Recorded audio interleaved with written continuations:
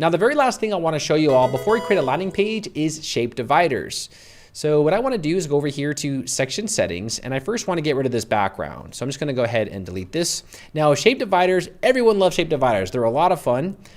Over here under the design tab, if I go over to dividers, we can add in a divider to the top and the bottom of our websites. Now, these are really cool, and there's a lot of different ways on how to use dividers. But for example, let's just say I want to put in like a blue divider here.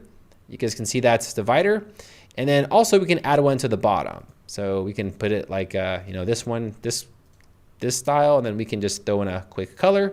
And there you go. So now we have this divider here at the bottom. And you can basically, control this. You can flip it around. You can increase the heights, right? See how I'm making it larger behind these boxes. So for example, I can use this and just make it really long. So this is another way on how you can basically style your websites if you want to use shape dividers for your websites. And then going to our demo website, if I scroll down, you're going to see this is a shape divider. So I added this on the bottom right here, and then I put this on the top of this section. And I'll walk you through how to do that a little bit later. So that was basically a quick crash course on how to use the Divi theme and to use some of their unique options.